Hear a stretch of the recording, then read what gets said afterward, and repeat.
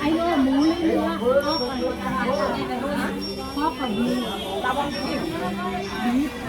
khó anh này mà ngay đây mai khó mà mai over there have to go where all think bad กินไม่ได้เลยซื้อไปที่วัดลาบประหูที่ขายแต่ตอนนี้น่ะต้องทิ้งเพราะเขาเม็ดเองอ่ะเม็ดมาเซลล์ ấy cái nó bông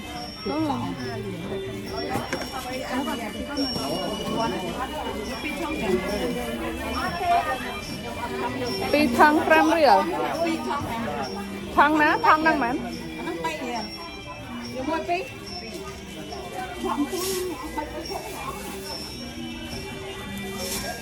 đông sao mà tôi lụa mùi mà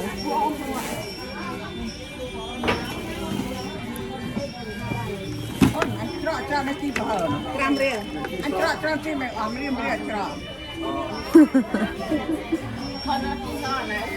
chị bà ham rồi đâu chị bà ham biết bông nhiên mới là gram rìa không đọc rìa cho bắt khá thôi giờ mang cho sẽ chặt viên cha nào tu che không tặng rồi ăn vô đi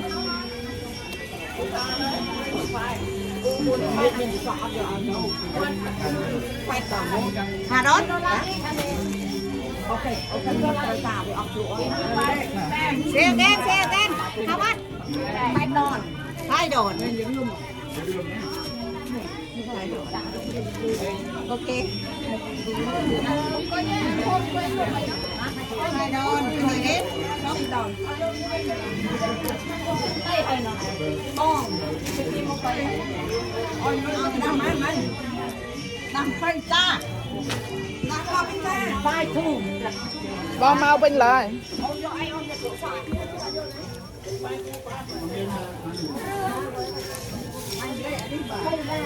chọn mày ai nè thoại mà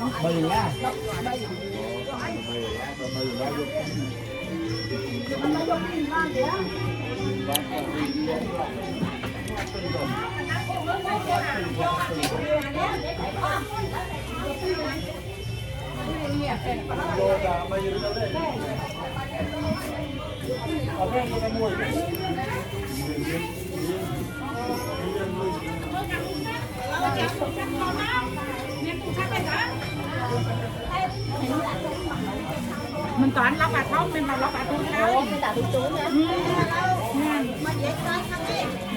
nào vô ăn chứ ai cần đỡ môi chứ ai thật là màu đỡ môi chứ ai băng tắc tray luôn mày anh ấy muốn để là nít vậy pi đập ram đôi mông hả bay phay mẹ có bay phay còn bay phay mà vô mà cay tóc bạn sắp cho mẹ kia đó cho ra thì bởi người ta vậy tụi tôi bay mắn hộp hay bay hay mắn môi mắn chồng này kia đó đến tuồng kia cho bán phải nó to mà hủi tiếng ăn vô đây đàn em vô hả vậy đen cho mũi tao vậy đen cho mũi ai còn lại cái đăng đâu anh nhầm bay mà bỏng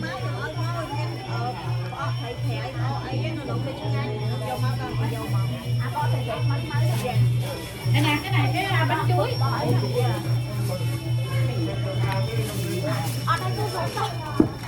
đâm thế này luôn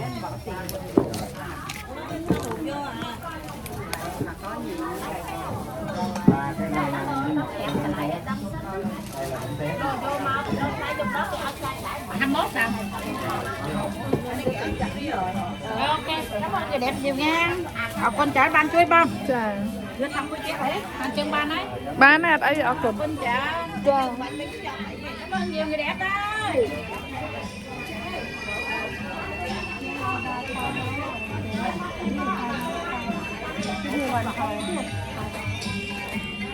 Nó vô Việt Nam nó để bán đấy nè. Hộp đấy. Nó tọt bột lên mà nhom xa. Nè, rồi anh ấy tì mà có trăng lan rồi cho cái là không biết được liền. Tì mà bán đấy. Là có một cái bán chứ.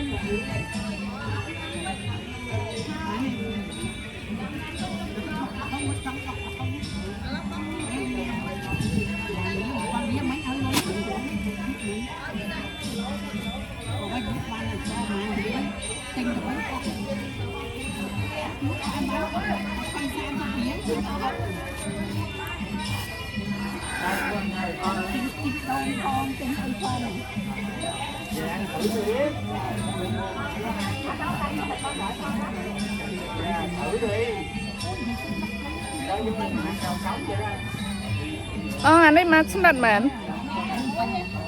Dạ?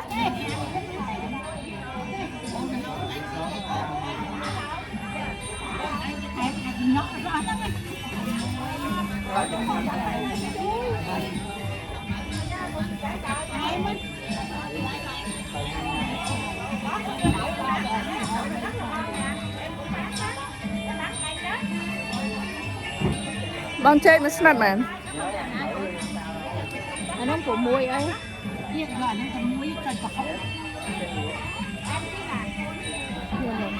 Ram mà bán.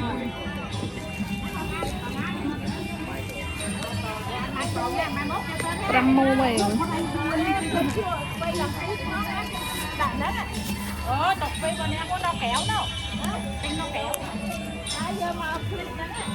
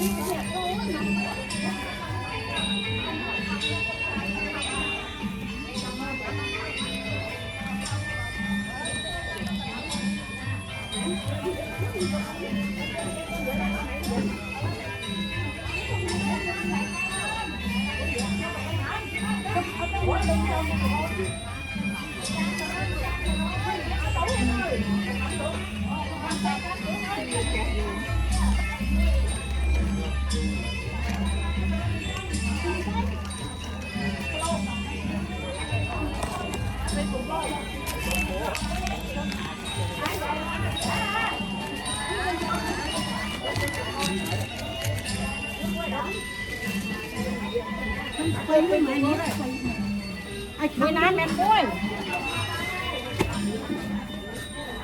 Bán ở đâu mà? À không tay nữa là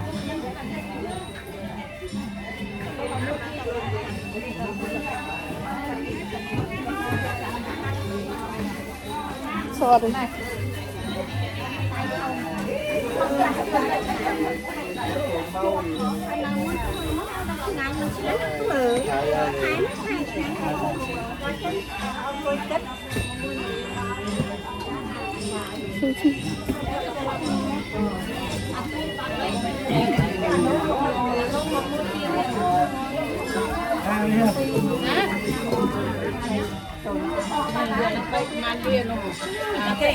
Trên cỏ không? Bay ra đây mà bay chưa rồi. Được đấy rồi. Nè ôn nè. Mấy cái nó tao như nó bay ăn gì vậy con học mà.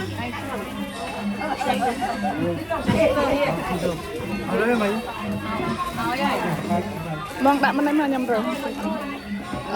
Bong giờ năng đến. Sorry. Cây lên nằm mê nè. Bán ăn ôn. Bỏ con ăn ăn bọc ra phải cho đặt ăn nha. Đồ diện một cái bên có cái giờ nó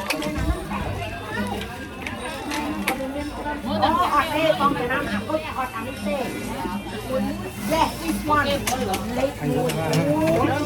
đào mười tỷ no this one no that one is that one cái này Nắng cay mà.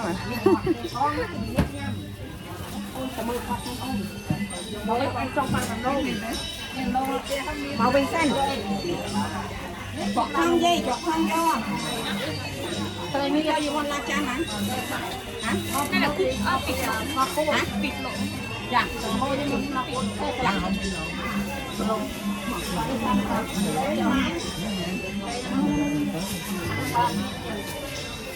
ăn rồi bé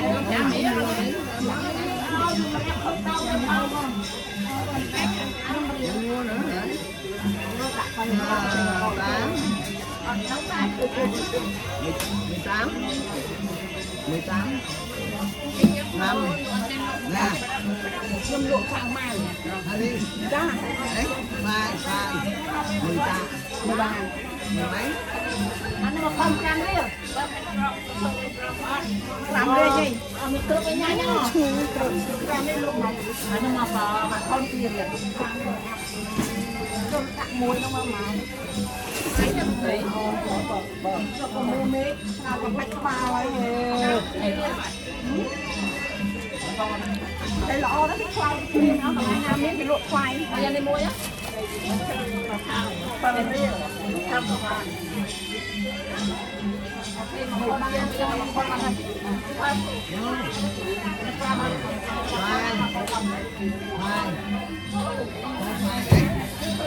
đi con là 13 rồi 13 e là 5 18 thôi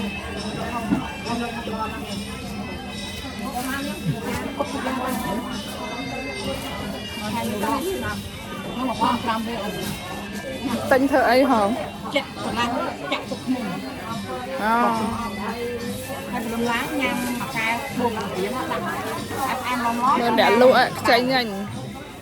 cháy nhanh hay xong việc vô em xài bông chủ như bông lá chán này cơ bông lá chán này bên du khúc lá chán em xả ra lộn ra sao đồng một con hả ra dạ dạ là sao Và đã lụa đang khúc mặt nhanh. dạ Đã là crowd and cô là crầy. cái mà lên bên xó cái mà lên bên xó em nó tổng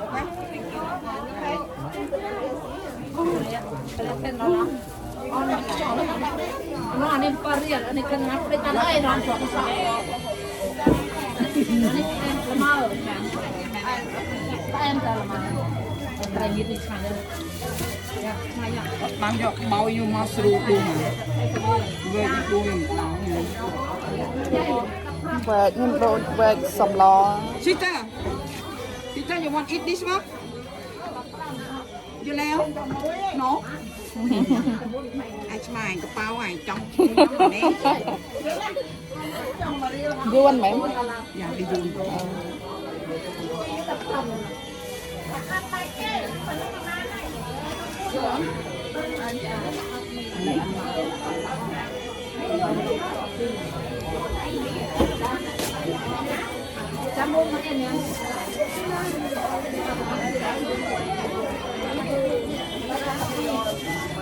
Bọn tôi ngân mình chi bóng tia câu nữa nhỉ? Ban ấy nhàm tới.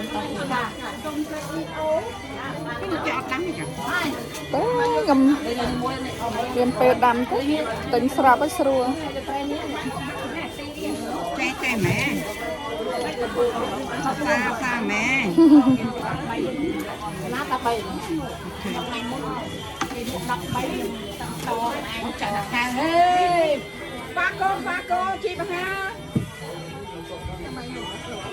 anh đi trong con thau nó ta bay Cái thợ bọn ngày sai chả bảo.